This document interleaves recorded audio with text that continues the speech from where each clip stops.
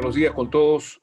Un gusto saludarlos. Gracias por la presencia virtual a esta invitación que nuestro estudio ha enviado a amigos, clientes del estudio, y en fin, a las personas interesadas en esta problemática que se crea a raíz de este dispositivo legal dado en el Congreso con relación a la nueva forma de establecer el delito de supuesta especulación o abuso de posición de dominio.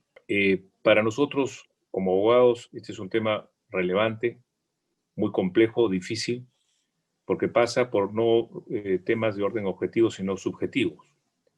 En estas calificaciones que se pretende establecer con esta ley, otorgándole al Ministerio Público la potestad que antes tenía Indecopi de determinar abuso de posición de dominio, crea en nuestro concepto una situación ambivalente muy difícil de poder ponderar en razón de la estabilidad jurídica y lo que cada empresa o persona puede tener en su visión en lo que significa la actividad económica. Cuando fue creado Indecopi, hace más de 25 años, y yo tuve el honor de ser su primer presidente y fundador, vimos con mucha cautela lo que ocurría en el mercado peruano, que recién salíamos de una etapa muy complicada, muy difícil económicamente para el país. Estábamos en plena recesión muy fuerte. El Perú era comparado a lo que era hoy día Venezuela, una inflación de más de 2.000, 3.000, 7.000%, una devaluación galopante de casi todos los días, una devaluación del 100, 200%. El sol ya no significaba nada en ese momento, el INTI, 1.000.000 de INTIs equivalía a $1. Fue una etapa muy difícil y por supuesto con el consabida situación de crisis social derivada de lo que era en ese momento el terrorismo. Fruto de ello nace Indecopi, el año que se funda en 92, y los conceptos eran muy difíciles de entender porque no existía mercado. Sin embargo, pensamos que en ese momento era dable ya establecer pautas que hoy día significan la columna vertebral de esta institución muy prestigiada y con profesionales de primera línea, que han sabido conducir y conducen esta institución como una de las mejores de Latinoamérica, reconocidas mundialmente. En ese orden de cosas, Indecopi cuenta con todo un equipo para analizar estas situaciones de abuso de posición de dominio, y la Comisión de Fomento a lo que implica la competencia es lo que ha motivado que la economía crezca como ha crecido en el Perú. La competencia es lo mejor que puede ocurrir en una economía. Los precios competitivos en un mercado libre en el cual las personas ponen sus servicios y sus productos a la sociedad y compiten entre ellos, y por supuesto al menor precio y mejor calidad. Si esto se distorsiona o se rompe por otras razones ya de orden político o como fuera, entonces crea un caos en la economía y un caos en la sociedad. Nosotros pensamos que este dispositivo, lejos de poder otorgarle a la sociedad peruana un elemento más de apoyo en lo que significa su estructura jurídica, creo que la ha equivocado y le trae una serie de conjeturas de orden subjetivo que pueden ser muy dañinas y peligrosas para los que de alguna manera van a ser calificados a futuro como especuladores o acaparadores. En ese orden de cosas, este webinar se ha sido preparado por el doctor Perino Stucchi, que es nuestro socio director del área de competencia del estudio y los temas de Indecopi, así como por el doctor Jan Galarza, que es nuestro socio director del área penal del estudio. Ambos tendrán la conducción de este webinar para darles a ustedes una visión de lo que significa esta nueva ley y cómo entra a regir en el país en un clima de total zozobra y angustia económica que estamos viviendo en la actualidad. Entonces, le cedo la palabra al doctor Stucchi, Perino Stucchi, y luego al doctor Jan Galarza, quienes harán esta exposición. Muchas gracias por su atención y nuevamente el estudio siempre a disposición de ustedes. Muchas gracias, Jorge. Mi saludo también a todos los participantes en este webinar, en esta conversación, a todos los amigos, a los clientes y a todos los profesionales interesados en ver cómo esta ley, ¿no? La 31040, genera impacto sobre la actividad empresarial. Claro, recordando el momento en que tú fundabas Indecopi, claramente, Jorge, esto no estaba previsto, digo, este desorden que genera esta ley, más bien cuando surge Indecopi, surge para darle orden, ¿no?, a un mercado que se institucionalizaba. Leyes como esta, seguramente ya vamos a ver, lo que provocan es un caos regulatorio y naturalmente y de modo indeseado un aumento de riesgos que tenemos que controlar. Entonces, como decía Jorge, vamos a tener en lo que sigue dos partes que hemos preparado para todos. Una primera donde comienzo y me voy a dedicar un poco a explorar todo lo que es el mundo de Indecopi y cómo esta nueva ley penal puede afectar, condicionar o alterar un poco lo que ya todos teníamos por conocido. Y en la segunda parte, Ian, desde la especialidad penal, va a entrar a ese detalle del tipo penal, a los efectos, a lo que hay que prevenir y los remedios que podemos tener a la vista. Esta es una pregunta clave que nos hemos venido haciendo pues cada uno en el estudio, en lo individual, con Jorge, con Ian, con Freddy, que dirige el área penal también. Si esta nueva ley penal es un avance o es un retroceso, ¿no? En anticipo, como sabemos, esta nueva ley penal trae, entre otros, el delito de abuso de poder económico, restituye el derogado delito de acaparamiento y reflota porque corrige, coloca, en nuestra opinión empeora, para fines institucionales el delito de especulación. Lo que ocurría en la historia del Indecopi era una evolución, ¿no? En el año 2008 incluso eh, me tocó participar en el grupo legal que derogó los delitos vinculados a abuso de posición de dominio o cárteles, porque habíamos generado evidencia de que tener vía penal y tener vía administrativa generaba desorden, dos caminos que podían ser contradictorios y en el fondo no había quedado probado que la vía penal fuera verdaderamente disuasiva. Derogamos también el delito de acaparamiento, ahí está en la exposición de motivos de las leyes del año 2008, considerándolo inconstitucional por establecer un control de precios. Y para no desproteger la protección y la defensa de la competencia, lo que se incluyó en esas entonces nuevas leyes, hoy ya tienen 12 años, fue la posibilidad de, en casos graves, atribuirle responsabilidad a algún gerente o director que hubiera participado directa y deliberadamente, por ejemplo, en un cártel. Se previó la posibilidad de elevar las multas cuando estuviéramos frente a casos graves o muy graves, de manera que se disuadiera una conducta anticompetitiva. Y a cambio, se retiró la intervención penal que no había demostrado eficacia y que más bien entorpecía o generaba doble procedimiento o doble sanción en aquella época. No por la calidad, naturalmente, de los profesionales del Ministerio Público ni por la calidad de los jueces, sino fundamentalmente por un tema de especialidad. Distraer al Ministerio Público con denuncias que puedan entablarse en sus despachos para procurar procesos penales de algo tan especializado que puede ser perfectamente disuadido con multas, era algo que teníamos por claro. Institucionalmente, también esta nueva ley consideramos que es un retroceso porque en la generación de la ley lo que vamos a ver es que en los meses pasados el Congreso aprueba la primera versión de esta ley y luego el Poder Ejecutivo la observa y la devuelve, expresando un poco los fundamentos que acabamos de mencionar, pero además indicaba que la redacción de los tipos penales era cuando menos confusa, cuando menos asistemática y generaba duplicidades que pues un sistema de defensa de la competencia no debiera tener.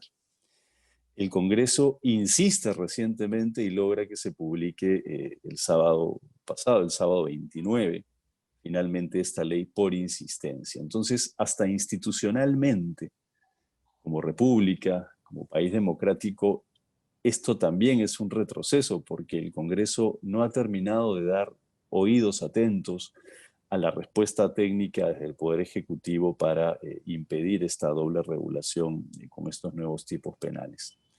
Pero esto se suma claro, no es para agravar el marco, solo para entenderlo. A esto se suma pues que el Congreso va, por ejemplo, camino a aprobar una nueva ley sobre control de fusiones y adquisiciones empresariales que sustituiría el decreto de urgencia vigente y que, lejos de llevar el plazo hasta marzo del próximo año para que haya una adecuación, transacciones de empresas, compras, adquisiciones, fusiones por crisis, apenas salga publicada esta nueva ley, el control entra en vigencia de inmediato. Y en esta nueva ley, además, los umbrales que marcaban el tamaño de las empresas en las fusiones para que Indecopi no controlara todas las fusiones o adquisiciones, sino las de gran envergadura por volumen de ventas de las empresas participantes, termina siendo desactivado porque este proyecto de ley que viene en control de fusiones y adquisiciones dice que los umbrales, sí, claro, son un punto de referencia, pero que Indecopi podrá intervenir cuando lo considere conveniente, en síntesis. Entonces, un caso de fusión o adquisición que sale en medios o que puede politizarse, claramente, por pronóstico razonable, podría terminar siendo revisado. Además, Indecopi viene promoviendo ya los lineamientos para pedir indemnizaciones contra empresas cuando se les detecte o sancione por un cártel, lo cual es un estándar mundial, ciertamente, pero se nota que hay un impulso institucional dirigido a generar una presión mayor, en algunos casos técnica, pero en muchos casos, en la mayoría de casos, poco técnica y pura presión, que genera ese riesgo que debemos evitar. Este es el nuevo delito de abuso de poder económico.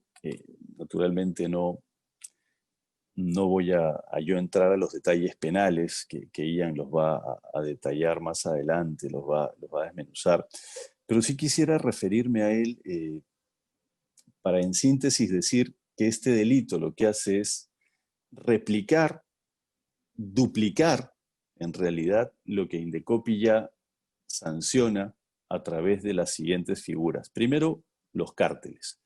Cuando empresas competidoras se ponen de acuerdo o concertan de manera directa o indirecta para fijar un precio, debiendo competir también por precio, sino fijándolo coordinadamente, o repartirse clientes por zonas geográficas o por órdenes en licitaciones públicas o privadas, eso que es un cártel prohibido lo sanciona Indecopi y ahora el Código Penal lo replica.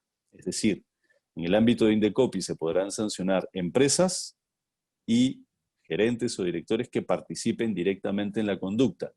Y ahora en el ámbito penal, con lo que precisará Ian, también se podrá sancionar a estos gerentes y directores sin perjuicio de alguna reparación civil de la empresa también en el ámbito penal. Este delito replica lo que ya tiene Indecopi como sancionable, que es el abuso de posición de dominio.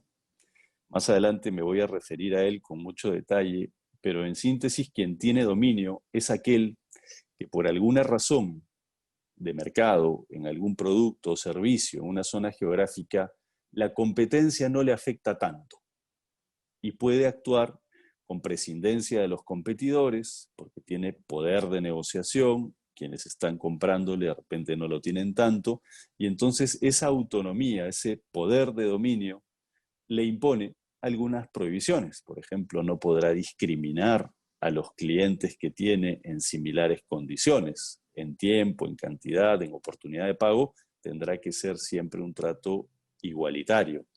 No podrá, por ejemplo, alguien que tiene dominio negarse a contratar con un cliente porque siendo un principal proveedor puede afectar su actividad, la actividad de ese cliente. Claro, podrá negarse justificadamente. Si ese cliente no paga, pues claro, ¿cómo seguir vendiéndole? Pero no podrá negarse de manera arbitraria, porque eso sería abusar de ese poder y afectar las siguientes cadenas económicas y afectar la competencia en otros niveles. Como ven, el abuso de posición de dominio es una infracción muy compleja. Más adelante la vamos a detallar, pero en este punto lo que queremos enfatizar es eso, que este tipo penal del 232 duplica y sanciona ahora penalmente esto que ya en Indecopi se venía sancionando.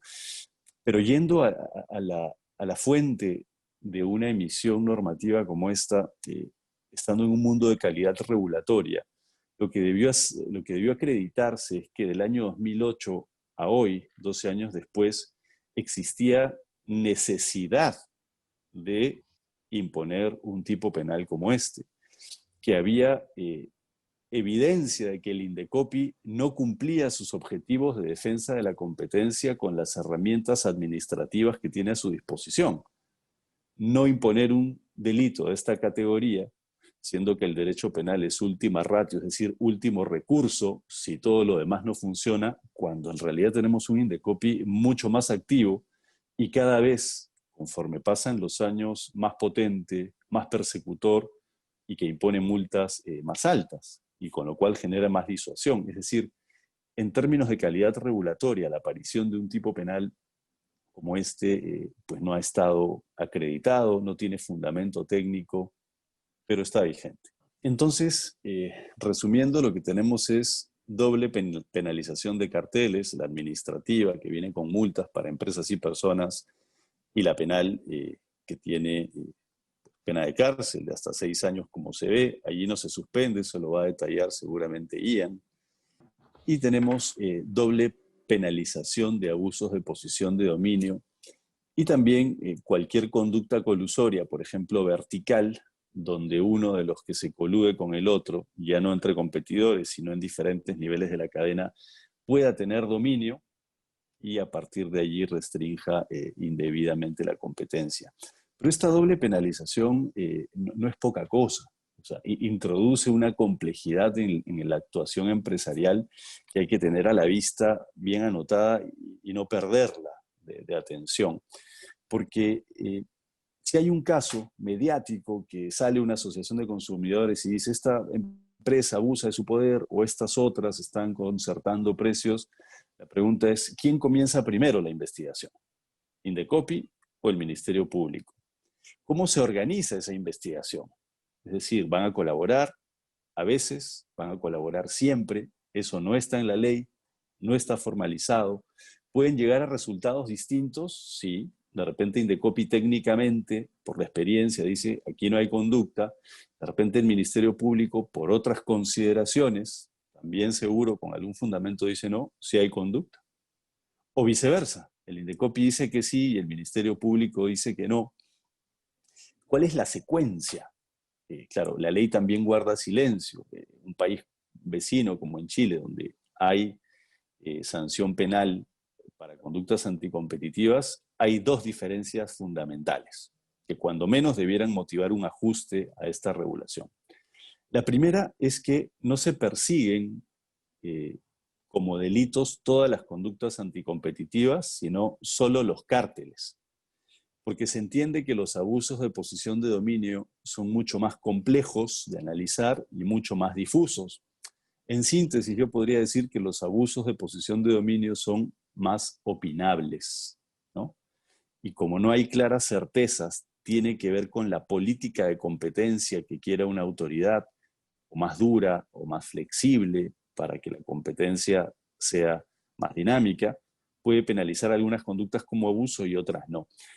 Esa flexibilidad que es regulatoria en el fondo, a propósito de resolver casos, no la tiene la sede penal.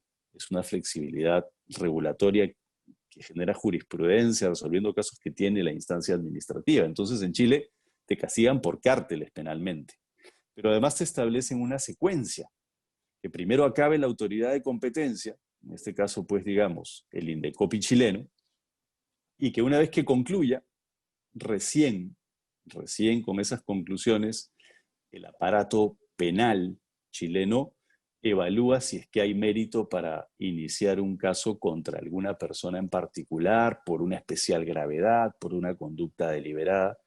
Y eso, aunque yo también lo criticaría, porque me parece finalmente una réplica y una dúplica de acción estatal contra una misma conducta, finalmente, aun cuando sea criticable, está ordenado. Aquí, como les digo, pues no está ordenado ni quién comienza primero, ni cuál es la secuencia, ni si pueden llegar a resultados distintos.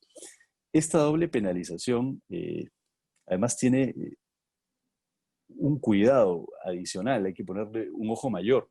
Indecopi nos ha venido diciendo en su jurisprudencia que como no es sede penal, Indecopi es sede administrativa y declara infracciones y no delitos, dice Indecopi que no le es exigible una prueba muy contundente para superar o vencer la presunción de inocencia de los acusados.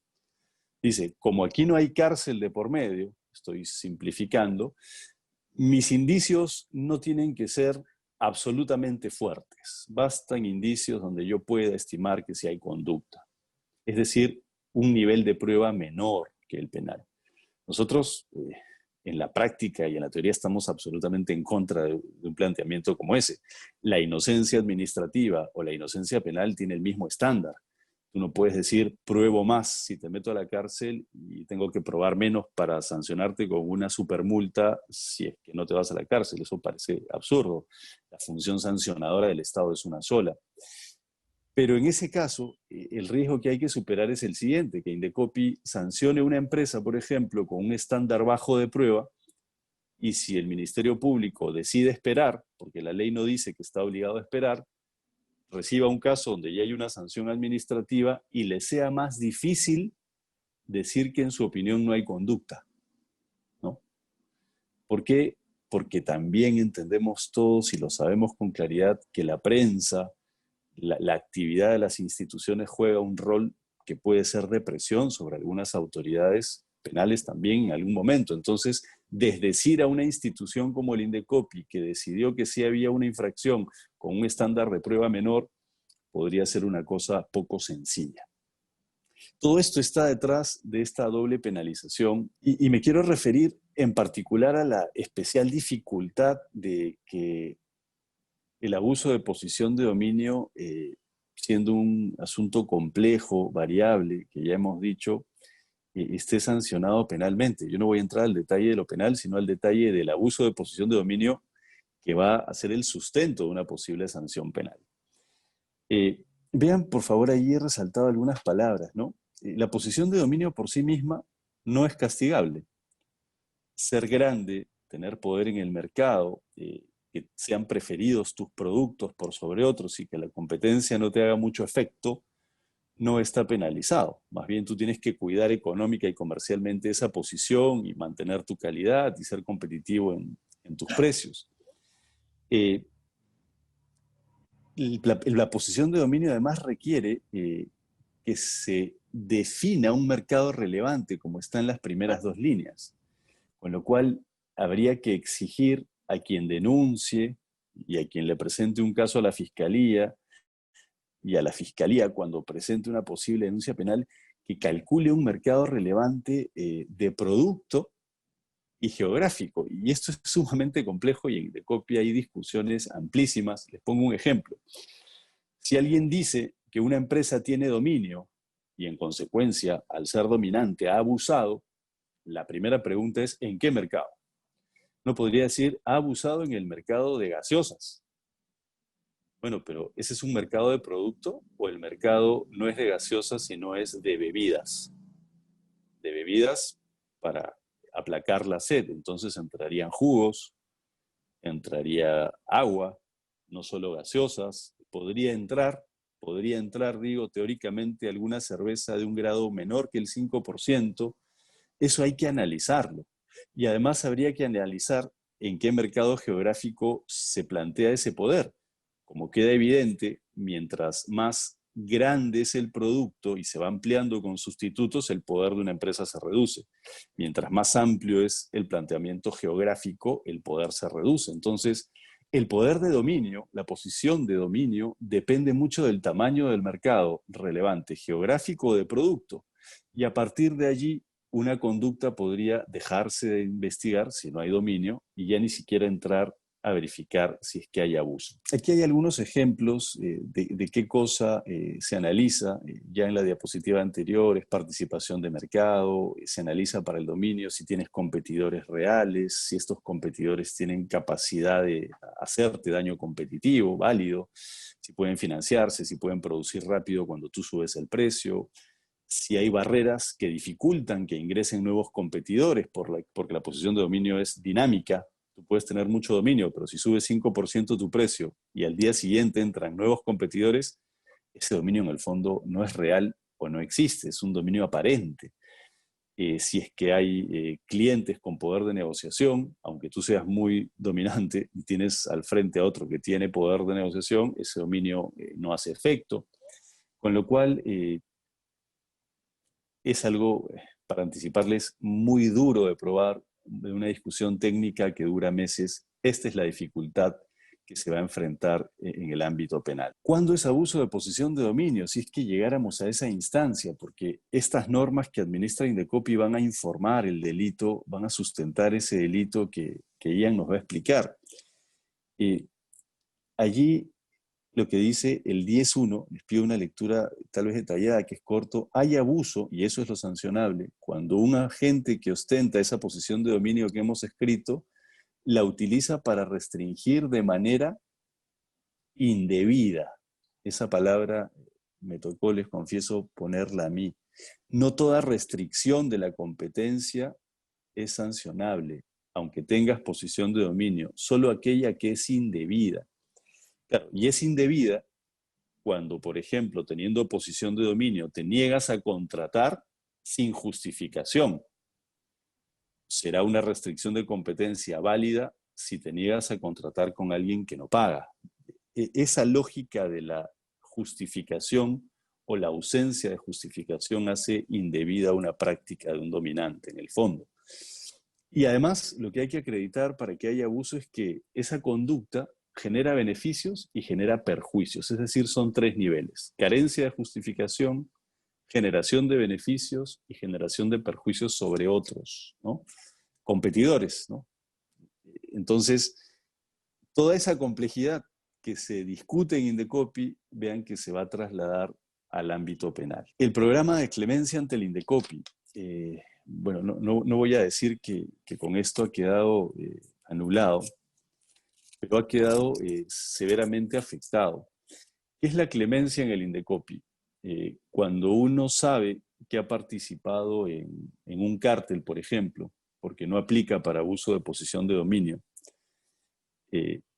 un cártel va donde Indecopi confiesa y ofrece y entrega pruebas para inculpar a todos los demás competidores con los cuales esta empresa se habría puesto de acuerdo, por ejemplo, para fijar un precio.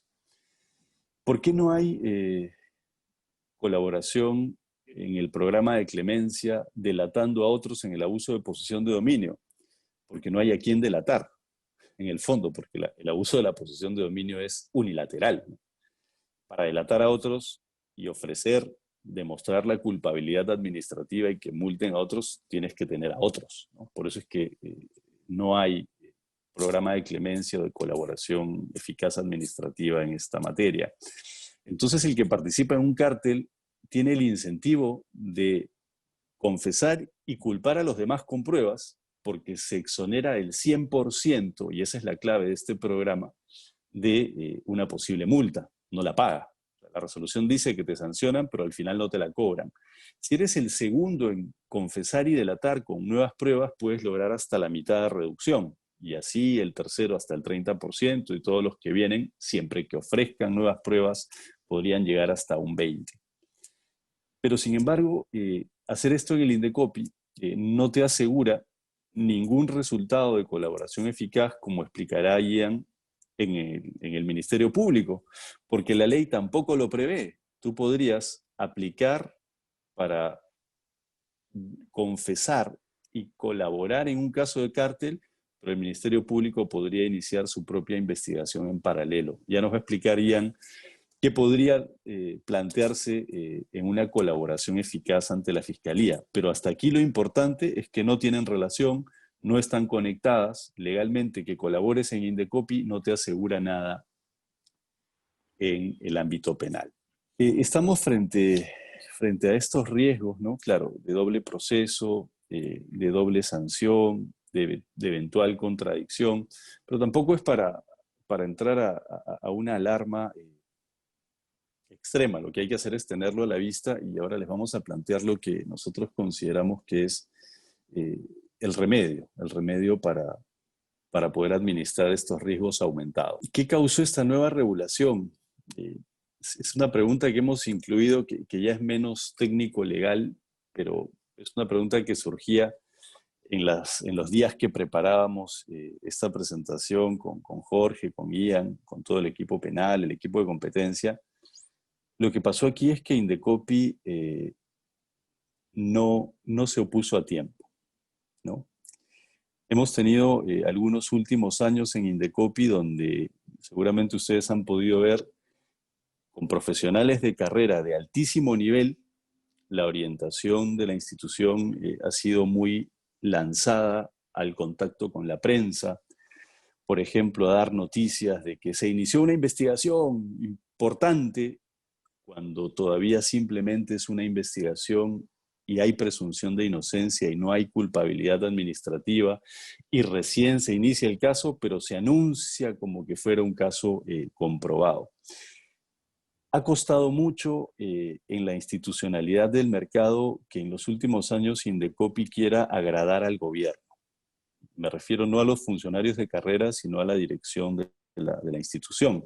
Entonces, cuando sale este proyecto, que genera todos los problemas que hasta ahora vamos relatando, lo que tocaba era que Indecopi se pare firmemente y públicamente dijera: este proyecto es antitécnico, este proyecto, en el caso del acaparamiento, es inconstitucional, ya se dijo en el año 2008, y no está aprobada la necesidad de un proceso penal, porque Indecopi cada vez más logra los objetivos de defensa de la competencia porque es más fuerte.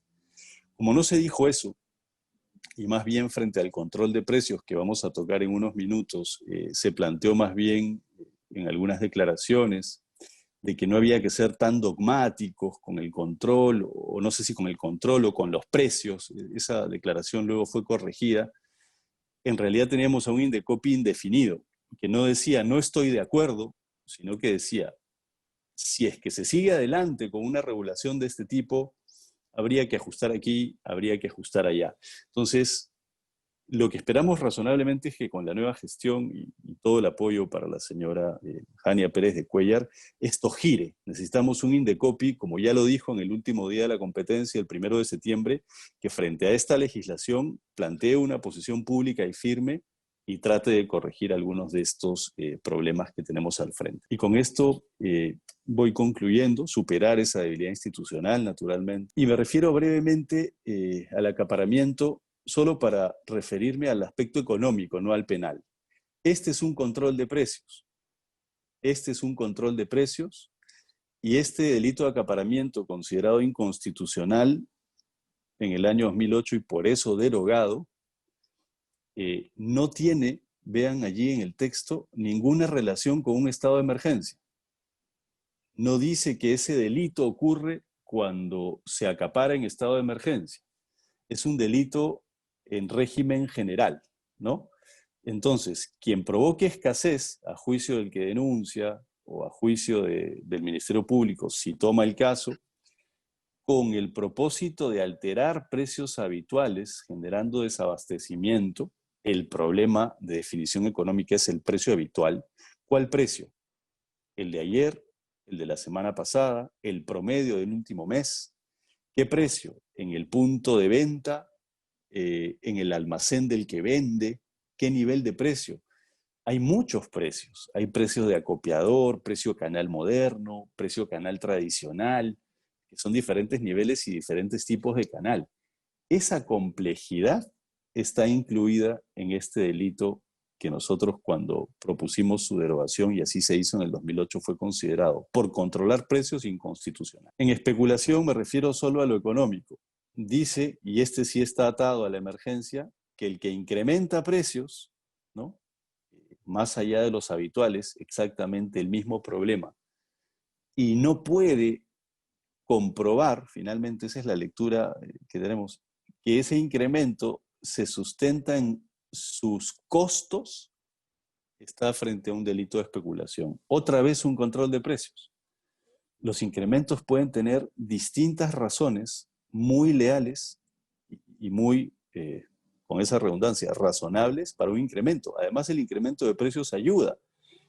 En algunos casos, caso de las mascarillas, apenas subió de precio la mascarilla porque no había.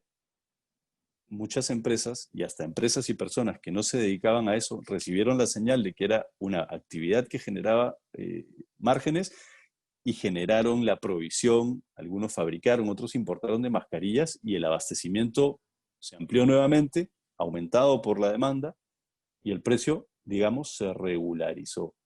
No era necesaria la intervención. Estamos otra vez frente a un control de precios. Eso es lo que a tiempo debió Indecopi alertar públicamente.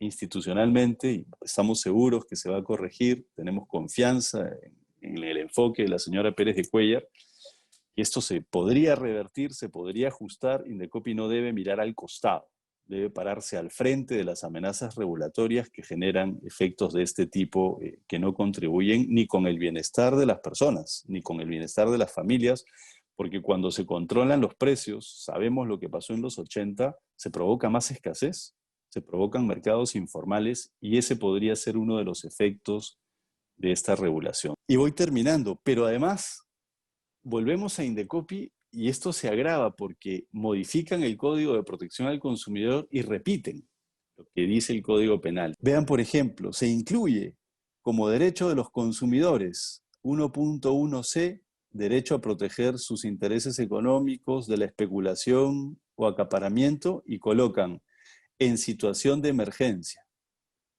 Pero habíamos notado juntos que cuando veíamos el Código Penal, el acaparamiento no refería a situación de emergencia, sino solo la especulación. Entonces, ¿qué tenemos aquí? Una contradicción nuevamente.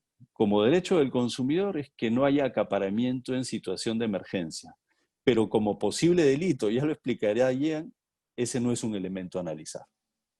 Eso es, por lo menos, asombroso, ¿no? Lo mismo con, claro, la declaración oficial de productos. Habrá que ver, y esto finalmente será también, no diré al arbitrio, porque va a sonar como arbitrario, diré a la discrecionalidad de las autoridades declarar oficialmente cuáles son esos bienes y servicios esenciales. Eso podría, como la definición del producto en el mercado relevante, ser muy amplio o medianamente amplio, muy corto. Ahí estamos sometidos un poco también a los impulsos de las miradas políticas y eventualmente a las presiones que se puedan generar desde la comunicación pública en la prensa, que a veces cumple un gran trabajo, pero que a veces puede ser utilizada como caja de resonancia de intereses diferentes. Y yo con esto acabo. Desde el ámbito de la competencia y del consumo, y Ian lo va a explicar con mucho detalle, además con los puentes de complementariedad, así que yo solo lo enuncio, lo que toca ahora hacer es prevenir seriamente. Porque sí se previene, las empresas que conocemos previenen, pero cuando digo seriamente, digo metodológicamente, programadamente, y eso implica tener un sistema o un programa de cumplimiento normativo que ahora resulta de suma utilidad, porque a más incertidumbre, como la que se ha desencadenado, probablemente es de mayor utilidad tener una mayor prevención. Así que yo con esto concluyo, me quedo luego a disposición para atender las preguntas, los comentarios y le damos el paso a Ian. Ian, buenos días también. Buenos días con todos. En primer lugar, agradecerles la concurrencia. Hemos organizado este webinar con todo el equipo y con también el equipo del área de competencia, precisamente porque queríamos esperar que la norma, avisorábamos eso, que la norma iba a ser publicada por insistencia del Congreso, y queríamos hacer este webinar cuando ya el problema sea una realidad, para poder informarlos a ustedes con el análisis ya maduro y también con la posibilidad de plantear soluciones, ¿no? Queremos describirles el problema en sede penal, que es lo que nos corresponde, y también al final plantearles algunas alternativas. En primer lugar, humildemente, propuestas de reforma a la normativa, y en segundo lugar, hacer una propuesta que pueda, más allá de esperar que el legislador corrija este problema, que como entenderán no depende mucho de ustedes ni de nosotros, sí plantear soluciones que podamos adoptar, que podamos nosotros ofrecer y ustedes puedan adoptar para resolver este entuerto, o por lo menos prevenir las consecuencias de este problema que el legislador nos ha planteado y que ya se está haciendo un poquito de costumbre que cada cierto tiempo nos nos regale un tema nuevo de preocupación. Como planteaba Perino, de manera bastante detallada además, esta ley 31040 tiene toda una historia, ¿no? Versa sobre algunos delitos y alguna modificación a la normativa sectorial, donde al día de hoy lo que ha hecho finalmente el Congreso es crear un delito, incorporar 2 nuevos delitos al Código Penal y modificar otros 2 más, ¿no? El gráfico que ven en pantalla es una descripción esquemática del problema. No vamos a entrar al análisis detallado de cada componente porque es un tema ya muy técnico, pero sí podemos ir de frente a plantearles las cuestiones más relevantes para entender la entidad del problema que nos ha regalado el legislador. Fíjense, el delito de abuso de poder económico. Como planteaba Pirino en su intervención, la definición del abuso de una posición dominante en el mercado y las situaciones en las cuales se puede interpretar que esa situación se está dando, no es una cuestión simple ni irrelevante. Es un análisis técnico que además, en primer lugar, está regulado, definido, regulado y tipificado en el decreto legislativo 1034. Eso es lo primero, ¿no? Del artículo 10 en adelante. Además, seguramente en sede Indecopi, esto no se interpreta tampoco de forma superficial, sino que se hacen análisis técnicos con aporte incluso de especialistas en análisis económico para determinar bajo qué criterios y aspectos una empresa tiene posición dominante en determinado sector del mercado. Este análisis complejo, como podrán entender, ahora, con la ley penal que estamos comentando, está en el campo penal para que el fiscal lo interprete. ¿Ok? Entonces, componentes claves de este artículo 232 del Código Penal están dados y los he resaltado en rojo para la más rápida ubicación de ustedes, dispuestos para que un fiscal pueda interpretarlos en principio por una denuncia de parte o porque abra una investigación de oficio. ¿Ok? Fíjense, al igual que el anterior delito, este delito de acaparamiento también tiene unas penas de 4 a 6 años, tiene una pena máxima hasta 6 años. Estamos hablando de delitos que no solamente tienen una complejidad técnica, sino que también tienen una consecuencia delicada. Nuevamente, en el de acaparamiento, en el 233 del Código Penal, se habla de componentes que necesitan ser completados por otra normativa, ¿no? Se habla de un listado de bienes y servicios esenciales. Es verdad que la norma dice en una disposición única, complementaria, que estos serán establecidos por la autoridad administrativa en un plazo máximo de 2 días contados a partir de la declaratoria de emergencia. Esto no se ha dado a la fecha y condiciona la vigencia de este tipo penal. En el momento en que se dé, evidentemente, acá vamos a tener un problema, porque ya estarían los componentes dados para que el delito de acaparamiento sea totalmente planteable. Me han preguntado en estos días, en muchas consultas, oye, ¿y esto a quiénes alcanza? ¿No? ¿A quién se tiene que sentir preocupado de esto en la empresa?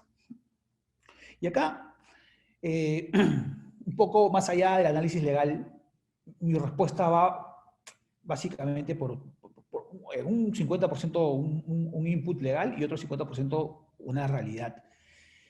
Que podemos coincidir todos aquellos que día a día nos dedicamos a asesorar en investigaciones frente a la Fiscalía, ¿no? A ver, me refiero a que hay determinado razonamiento y determinada argumentación jurídica con sustento legal en la cual determinados supuestos, y repito, determinados supuestos de responsabilidad pueden alcanzar a órganos de dirección o de administración de una empresa. Dicho de otro modo, este delito puede ser cometido o podría ser imputado por un gerente general o un director. La respuesta es sí. Bajo determinadas condiciones, sí. Eso tiene que ser debatido en un análisis legal. Pero, y acá viene la afirmación basada en la experiencia o la realidad, todos nosotros sabemos que más allá de ese análisis, la Fiscalía tiene una proclividad de dirigir sus imputaciones a los máximos órganos de administración de la empresa. Es casi algún colega lo ha denominado una pena de banquillo, ¿no? Es abrir la carpeta, encarpetar o etiquetar al gerente general como máximo representante y como persona imputada por esta falacia que hace la Fiscalía sin más análisis, y le hacen vivir una pena de banquillo, ¿no? O sea, no es una sanción, sino es la sanción de ser procesado, ¿no? Esto es una posibilidad y una realidad que le añade contingencia al problema que ya nos ha planteado el legislador, ¿no? Verán, este delito se comete cuando se provoca escasez o desabastecimiento de bienes y servicios esenciales, ¿no? Mediante, dice la norma, mediante sustracción y acaparamiento, para alterar precios habituales, ¿no? O sea, la definición de los precios habituales, la habitualidad de estos precios, ese componente también será materia o será manejo del fiscal interpretar qué se tiene que entender por esta habitualidad, lo cual, como van seguramente anticipando, a quien les habla y al resto del equipo les parece sumamente cuestionable y peligroso, ¿no? De igual forma, en la misma lógica, el mismo tándem de cuestiones críticas, el delito de especulación insiste en la cuestión, ¿no? Miren, bienes y servicios esenciales que hayan producido a través de una práctica ilícita sin sustento real de una estructura de costos y el correcto funcionamiento del mercado, ¿no? Componentes técnicos nuevamente que no van a ser en el proceso penal, quiero decir, materia de un input por parte de la autoridad sectorial especializada, sino que estarán supeditados, conforme está planteada la ley, ¿no? A la libre interpretación de un operador, como es el fiscal, con todo el respeto que se merecen, pero que, como abogados que somos todos, necesitamos el apoyo o el soporte de otras especialidades para poder dimensionar e interpretar de manera correcta estos componentes de orden técnico. Fíjense, hay determinados análisis como pues el análisis de Helfindal, el análisis de estructura de costos de Canvas, que son cuestiones netamente económicas, ¿no? Y que seguramente son parte de los insumos que Indecopi utiliza en sus comisiones técnicas para poder determinar la configuración de estos componentes, ¿no? Ello, no hay una experiencia, no hay un conocimiento en el Ministerio Público para poder, siquiera utilizar estas herramientas para poder aterrizar e interpretar de forma correcta estos tipos penales planteados por la ley 31140. Y nuevamente la pena puede llegar a un máximo de 6 años y a una pena agravada de máximo hasta 8 años, fíjense. Lo cual, como ya planteaba Pierino o mencionaba Pierino en su intervención, en términos procesales nos trae un problema tangible y real, que es muy probablemente ese proceso, porque la pena que plantea el delito es un factor a analizar por los órganos jurisdiccionales para impulsar el proceso, para analizar la idoneidad de una medida cautelar. La prognosis de pena es un factor a analizar para determinar si aplica o no, o si se debe aplicar o no una medida cautelar. Evidentemente, si la pena es mayor, es un factor que ayuda o que empuja a la aplicación de una medida cautelar. Y la pena que se vaya a imponer por el delito, por la pena planteada en la ley, la sanción que se vaya a poner, si este proceso termina mal, va a ser una condena, y probablemente una condena efectiva. O sea, la pena de hasta 8 años o hasta 6 años, por la penalidad, podría aterrizar en una pena efectiva. Con lo cual, esto hay que tenerlo muy presente y verlo esto con muchísimo cuidado, ¿no? Claramente, la agravante tiene una condición que es que la declaratoria de emergencia se haya dictado formalmente, ¿no? Por el presidente de la República. Pero esa es la condición del agravante, ojo, no es la condición del tipo general. La norma general, el primer párrafo, no habla necesariamente de una situación de emergencia declarada por el Ejecutivo, sino habla solamente de una situación, dice, por causas de emergencia, conmoción o calamidad pública. Es decir, el primer párrafo habla de una situación de hecho, calamidad, emergencia o conmoción pública. Y el segundo párrafo sí habla de una situación declarada previamente por el Poder Ejecutivo, llámese estado de emergencia, conforme a los alcances de este artículo de la Constitución, ¿no? El 137, si mal no recuerdo. Entonces, lo que quiero decir es que la situación de hecho del primer párrafo es totalmente sujeta nuevamente a interpretación de un fiscal que conozca esta denuncia. Rocío, adelante, por favor. Y seguimos en la misma línea, como verán, más componentes técnicos, más penas altas y más aspectos o espacios de la libre interpretación de los fiscales, ¿no? Eso ha conllevado a una serie de problemas totalmente identificables en la propuesta, en la ley, en la realidad. Ya no es una propuesta, sino es una triste realidad, ¿no? Hay un recurso extenso, reiterado a definiciones técnicas, lo cual no está mal, está absolutamente bien desde mi punto de vista, pero sin la participación de Indecopi. Y ahí va una de las primeras observaciones que queremos compartir. Si vamos a legislar penalmente en materias especializadas, tenemos que ser conscientes de que se necesita el recurso de instancias especializadas como es el Indecopi, como es la Superintendencia de Mercado de Valores, entre otras materias de ese nivel. Temas de propiedad intelectual, inclusive nuevamente Indecopi, y esto no se ha dado. El legislador no ha pensado en una coordinación entre la instancia administrativa y su apoyo con la instancia penal.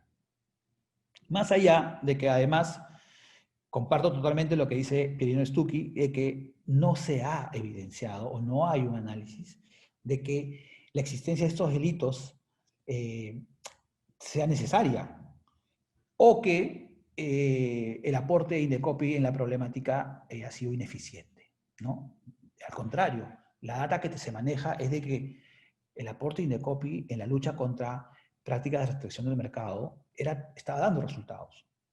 Llámense la sugerencia de que las empresas implementen programas de compliance en competencia o el programa de clemencia aprobado por Indecopi, estaban dando resultados.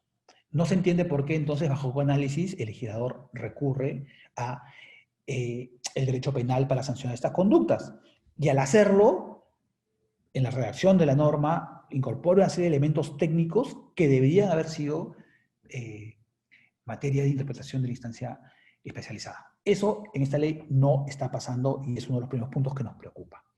Segundo, más allá de los componentes técnicos, como puede ser lo que es una posición dominante del mercado, lo que es un acuerdo restrictivo, si es un cartel vertical o horizontal, conforme plantea el decreto legislativo 1034, hay otros elementos que, de la redacción de los tipos penales que ya son supuestos de contexto de la descripción de los hechos, que sí pecan de ser lo que nosotros los penalistas denominamos elementos del tipo abiertos, sujetos a interpretación.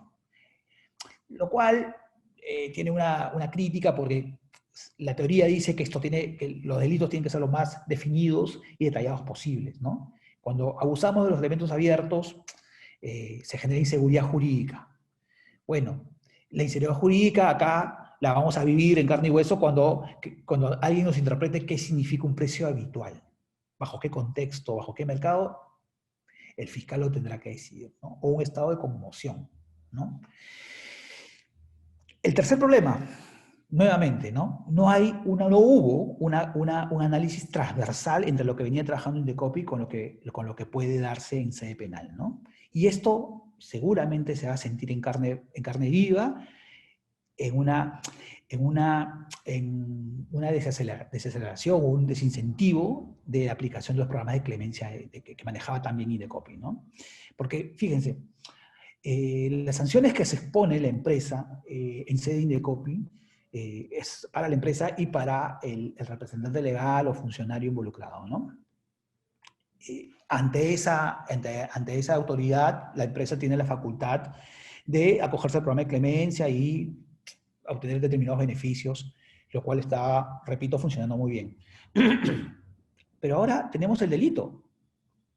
Entonces, y en sede penal no existe una posibilidad procesal similar.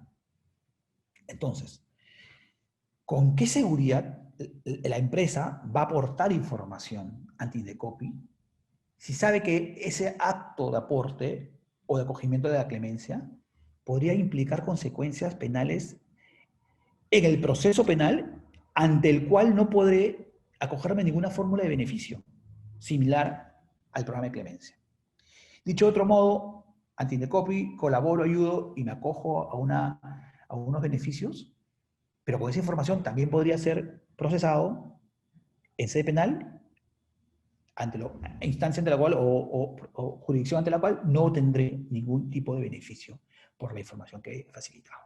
Al contrario, será información que ayudará a mi procesamiento. Eso trae claramente un problema y va a implicar que un análisis de algún candidato a un programa de clemencia termine diciendo, no me conviene, porque por un lado gano, pero por otro lado pierdo. Y ojo, que el proceso penal es contra el funcionario. Hay responsabilidades derivadas de la empresa, sí, pero el imputado es el funcionario.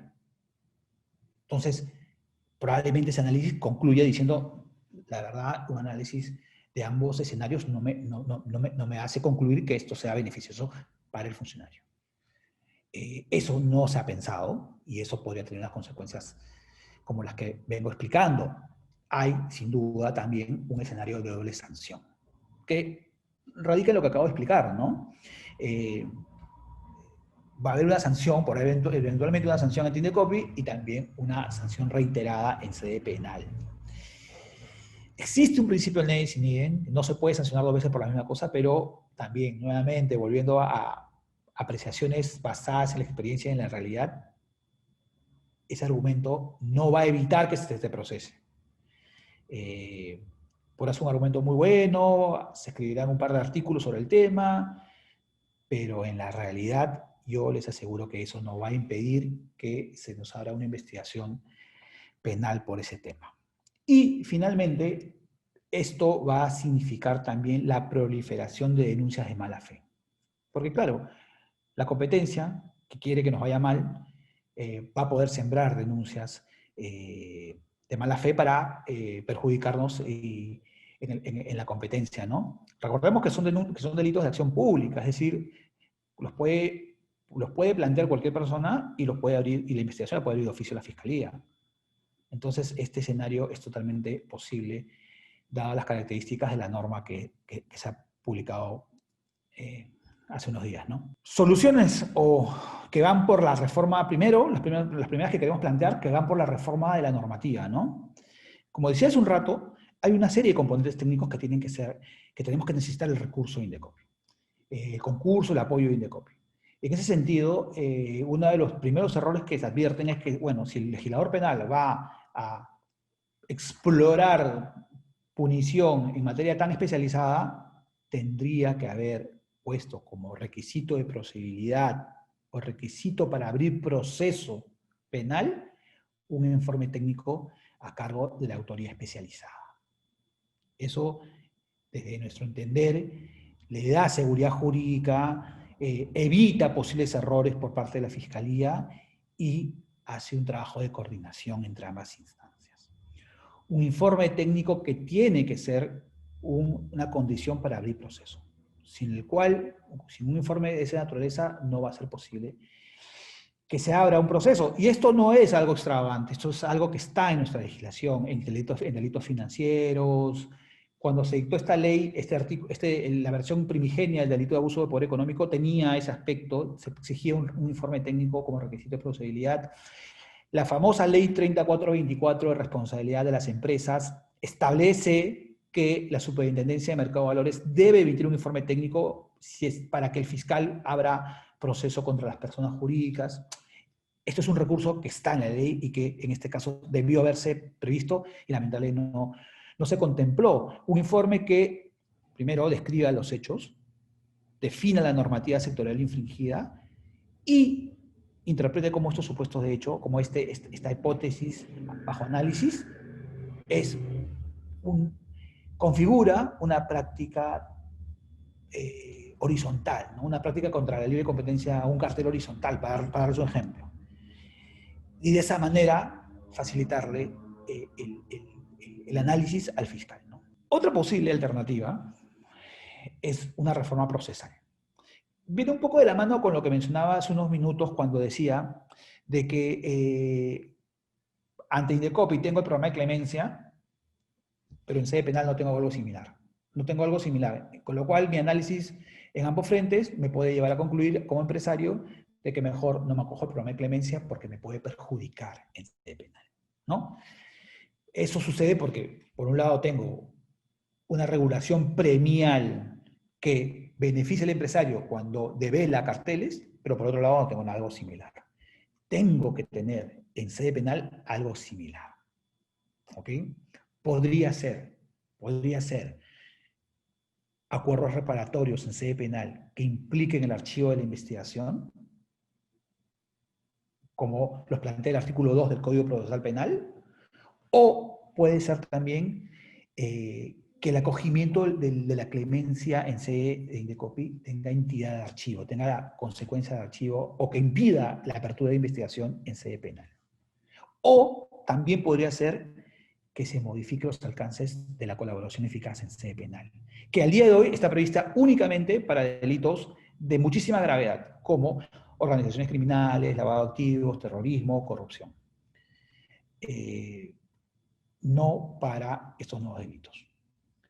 Alguna de esas alternativas podría igualar la balanza y hacer que el análisis transversal de un candidato a acogimiento te saldo positivo en ambos escenarios. Y podría ser que ya no hayan condenas, sí, pero haya eficiencia, que es finalmente lo que queremos. Que no proliferen las prácticas anticompetitivas, que finalmente es lo que quiere el legislador, sea en sede penal como en la normativa sectorial. Mientras tanto, ¿qué podemos hacer? Estas alternativas que les he explicado son alternativas de reforma legislativa. Como dije al inicio de mi exposición, esto no va a depender ni de ustedes ni de nosotros. Esto dependerá de que de repente nosotros en foros como este empujemos ideas, como dijo Pierino, que Indecopi se gane la pelea, y hacer una reflexión para una reforma legislativa, pero me temo que eso es un proceso que no va a ser inmediato, ¿no? Que no vamos a ver las consecuencias de forma inmediata, sino eventualmente a mediano plazo.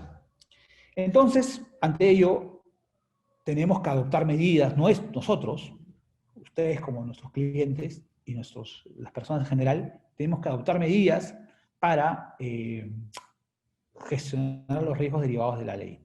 En clave de prevención, como ya sucede también en muchos países, incluso de nuestra región, y Indecopi lo tiene clarísimo, porque ya ha publicado una guía de programas de cumplimiento de las normas de libre competencia, y hay una normativa de base además, en la cual plantea los beneficios y los lineamientos para que las empresas implementen programas de cumplimiento, para protegerlas y para prevenir que participen en prácticas anticompetitivas.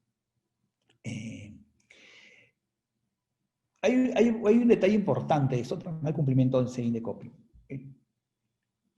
La base metodológica, esto no es casualidad además porque lo dice la norma, son las normas técnicas ISO similares a las que se han utilizado para las leyes de los programas de compliance en sede penal. Existe una normativa que es la ISO 31000, que es la gestión por riesgos, y luego hay otras ISOs de gestión de cumplimiento. Todas estas han sido observadas para plantear los modelos de cumplimiento en sede de libre competencia. Y son los mismos que se han utilizado como insumo para el desarrollo de las ISOs en cumplimiento penal. ¿Qué quiero decir con ello? Que los componentes son similares. Los componentes dialogan entre ellos.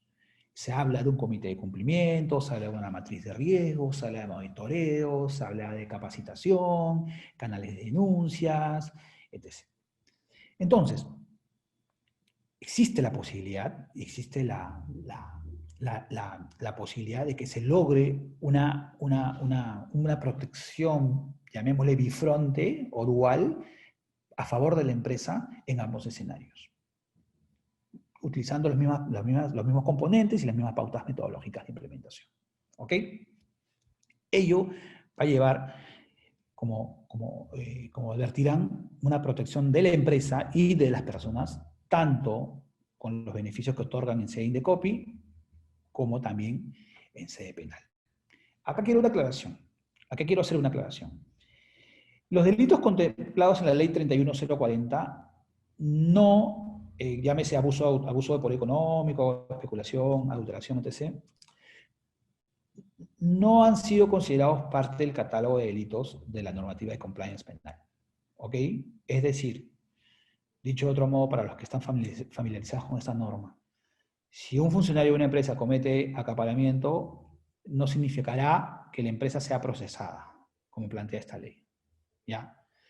Eso no está en la norma 31040. Pero si la empresa ya tiene un modelo de compliance hecho para corrupción, lavado de activos, o lo tiene pensado como objetivo planteárselo en los próximos meses, es un gran momento para lograr ese hito, lograr ese componente e incorporarle también el aspecto vinculado a estos riesgos de prácticas contra la libre competencia. Es una oportunidad para obtener, para lograr este instrumento de gestión, hacernos más competitivos, evitar riesgos de corrupción, pero ahora aumentarle a esos insumos funcionalidad también para evitar riesgos de libre competencia. De esta manera podemos hacer un sistema de compliance más integral y para una funcionalidad mucho más amplia, ¿no? Esto, al igual que el compliance penal, al igual que el compliance en general, implica, como consecuencia de una implementación adecuada, que se definan los roles en la empresa, ¿no? Definen los roles de cada una de las instancias de la empresa que participan en la gestión de riesgos. Esto va a significar al final de la noche una protección derivada a los funcionarios de la empresa. ¿Y por qué digo esto? Ya hay un recurso de nulidad y una casación, que los abogados, como saben, son de la jurisprudencia de más alta categoría en nuestro sistema jurídico, que establecen que la responsabilidad penal del empresario es una responsabilidad por omisión, y por omisión de un deber funcional inherente a su cargo, no por omisión a un deber genérico o uno que se le ocurra al fiscal en ese momento, no. Tiene que ser un deber funcional inherente a su cargo, preestablecido en ley, norma interna o acuerdo contractual. Eso es lo que en el derecho penal se denomina tener una posición de garante y haber incumplido un deber derivado de esta posición de garante. Solo si es que yo tengo ese marco funcional definido, es que, y en el caso que lo haya incumplido, es que se me podrá sancionar. Dicho de otro modo, si no se verifica ese incumplimiento, o si no se identificó en el proceso cuál era el deber funcional inherente a mi cargo, no podré ser condenado. Esto es una consecuencia derivada de tener un modelo de compliance, tener una definición de roles y funciones. Si tengo, para decirlo en términos coloquiales, la cancha marcada, yo ya sé a qué me tengo que dedicar. Sé también qué es lo que delegué y a quién delegué y bajo qué aspectos. Y solamente en esa medida, si es que el día de mañana llega una denuncia penal y apunta como misil teledirigido hacia los máximos órganos de dirección de una empresa, se sabrá quién es responsable de qué y se podrá definir las responsabilidades con elementos objetivos, ¿no? Eso es algo con un beneficio también derivado de un modelo de compliance, ¿no? A eso me refiero cuando pongo acá de la delimitación de responsabilidades funcionales dentro de la empresa, ¿no? Es una oportunidad, es una alternativa de prevención. Creemos que es la mejor manera de afrontar esta problemática de una manera bastante conservadora.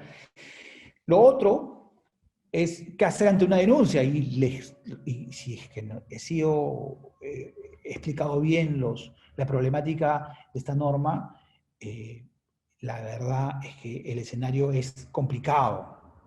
Lo que quiero decir es preferible adoptar herramientas de prevención antes que empezar a planear una defensa ante un tipo penal como los que tenemos describiendo. habrá que hacerla, habrá que pedir insumos técnicos para determinar que nosotros no tenemos una posición de dominio en el mercado, que el análisis de costos o estructura de costos nuestro, los costos nuestros no implicaban un sobredimensionamiento ni un aprovechamiento de una situación de emergencia, pero gracias a una ley con tantas deficiencias técnicas, entenderán de que el escenario no es el mejor para hacer una defensa idónea. Razón por la que, o una defensa con eficacia. Será complicado lo que quiero decir. Razón por la que creemos que como solución inmediata para los problemas que plantea la ley, empecemos a evaluar acciones de prevención y gestión de riesgos para temas de competencia y para que se haga oportunidad también para desarrollar los otros que ya están como en la ley, como la corrupción, lavado de activos. Corrupción privada, que no está en la ley de responsabilidad de las personas jurídicas, pero en la práctica nosotros siempre recomendamos a los clientes que ellos también lo hagan así. Por mi parte, eso es toda la exposición. Me gustaría escuchar las preguntas que veo que están llegando por el chat, pero que podamos compartir impresiones y podamos también apoyarlos en todas las recomendaciones que hemos efectuado, ¿no? Muchas gracias, Ian. Efectivamente, tenemos aquí algunas preguntas. La primera, que va dirigida para ti, nos preguntan por el listado de bienes y servicios esenciales. ¿Qué criterios seguirá la autoridad para establecer ese listado y cuándo estaría listo? Fíjense, la norma, como dije en exposición, dice de que un plazo máximo de 2 días hábiles, ¿no? A partir de la declaratoria de emergencia y bajo responsabilidad. Al día de hoy no hay ninguna novedad sobre este listado. ¿Qué criterios se van a seguir? Seguramente serán los bienes y servicios derivados a la situación actual de pandemia, ¿no? Bienes y servicios, productos médicos, servicios médicos, todos los vinculados a ese sector van a ser seguramente los candidatos a engrosar esta lista de bienes y servicios esenciales por la situación actual de pandemia, ¿no? Te hago yo una pregunta, Ian, que venía de las conversaciones que teníamos y la uno con un comentario que escuché de una persona pues muy dedicada al ámbito gremial de protección al consumidor, ¿no? De las asociaciones. Decía esta persona en el comentario, cuando esta ley era todavía un proyecto, que un cártel, donde los competidores se ponen de acuerdo indebidamente, ese es el diseño de un cártel, por ejemplo, para subir un precio, podía ser acusado también por abuso de poder económico, que es esta nueva ley, y por asociación ilícita. ¿Tú qué opinas al respecto? ¿Se abren esas puertas o no es técnico sostener esto que se decía en un foro de entendidos de asociaciones de consumidores? ¿Te refieres a la posibilidad de ser imputado por un delito como el abuso de poder económico y también por asociación ilícita? En concurso, ¿no? En concurso, ¿qué sería? Real, ideal, ¿no? En concurso ideal, tal vez, ¿no? Eso que es como a la vez son 2 delitos. Claro, y seguramente lo decían, Pierino, en el escenario de poder encajar en una posibilidad de colaboración eficaz, ¿no? Porque la asociación ilícita es uno de los delitos contemplados en colaboración eficaz, ¿no? Y por ahí seguramente venía el comentario, ¿no? Oye, es que la colaboración eficaz dice la norma procesal de que puedes estar en colaboración eficaz, puedes acogerte a colaboración eficaz si estás procesado por algunos delitos de mucha gravedad como asociación ilícita y otros delitos en concurso, dice la norma, ¿no? A ver, sí, en principio sí, pero yo no creo que nadie quiera, para buscar esa solución, entre comillas, ser imputado por asociación ilícita. Es un delito grave, ¿ok? Sometido a plazos de investigación extensos. Normalmente en derecho procesal se le llama eso causas complejas, con plazos de investigación prolongados, que involucre una pluralidad de personas. Es decir, no se va a procesar a una sola persona de la empresa, probablemente a varias, y probablemente a varias de varias empresas. En principio, Perino, lo que se me ocurre es que la solución puede ser peor que el remedio puede ser peor que la enfermedad. Eso es lo primero. Con lo cual yo creo que por ahí no viene la solución de índole procesal. No me imagino a nadie diciendo, oye, bueno, para solucionar mi imputación por abuso de poder económico, ojalá que me imputen también asociación ilícita y así entro a la posibilidad de colaboración eficaz. No, no, yo creo que no es una Claro, solución. o sea, No, no observamos. ningún gerente debiera tener ese camino. O sea, si vas a colaborar en Indecopi, ir a colaborar al Ministerio Público para decir eso sería un agravamiento de la propia conducta. Sí, del escenario, de la contingencia legal aumenta para la persona. Eso no es un Totalmente. análisis idóneo. Ahora, Por pero eso, si una asociación de consumidores plantea la denuncia así caracterizada, ¿tú ves que un fiscal podría analizarla como concurso ideal, no? el concurso podría darse, pero podría darse. Va a tener sus propias implicancias, ¿no? Como decía, la asociación ilícita como delito, tiene determinadas características, ¿no? Una vocación de permanencia, una organización interna. Es como decir, lo dicen, coloquialmente se dice, es como una empresa que se hizo para delinquir, ¿no? Hay funciones, responsabilidades, una estructuración. eh, si se dan eso, es posible una imputación de esa naturaleza. La norma no lo prohíbe, podría darse, pero no lo veo como una solución procesal idónea para el problema que estamos hablando, ¿no?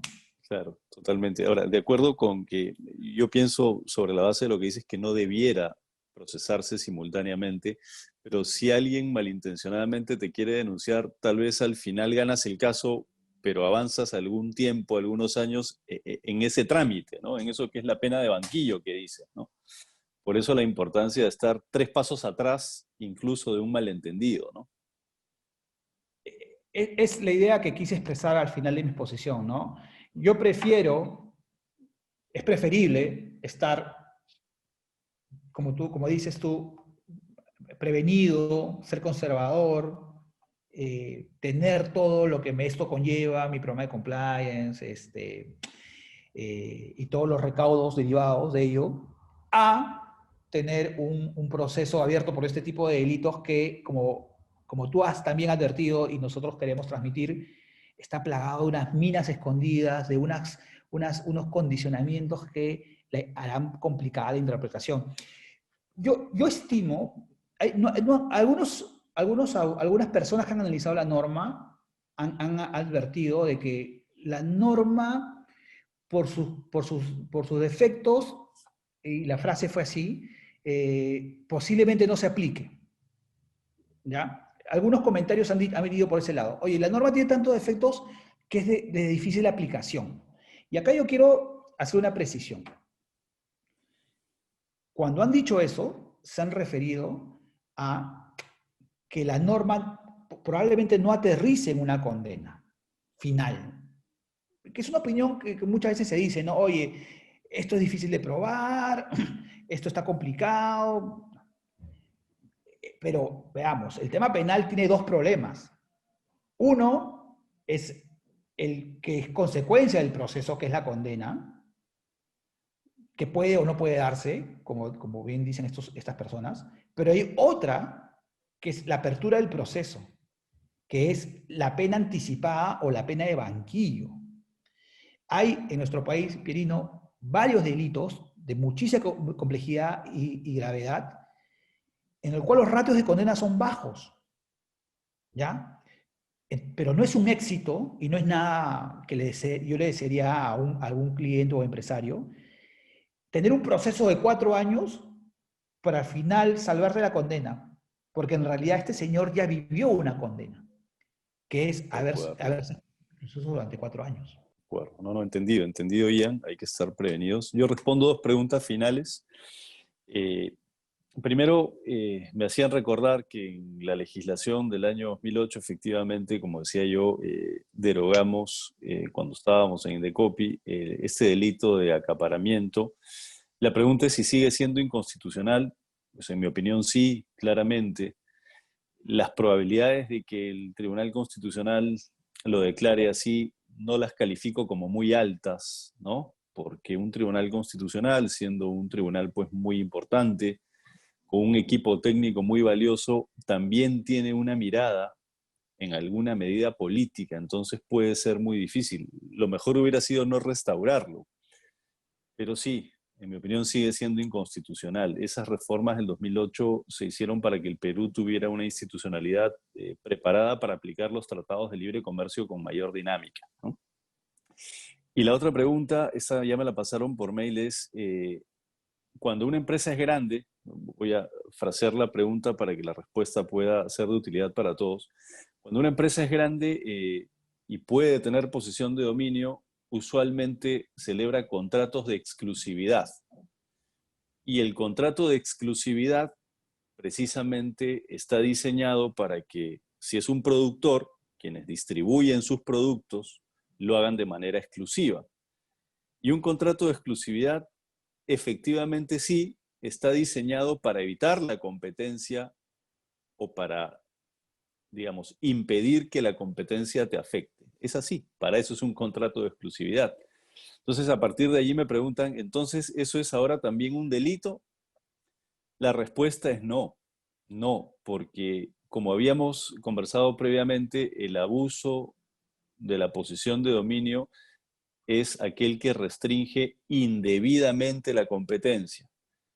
Y la mayoría de contratos de exclusividad pues pueden restringir un poco la competencia en alguna medida, pero no todos lo hacen de manera indebida.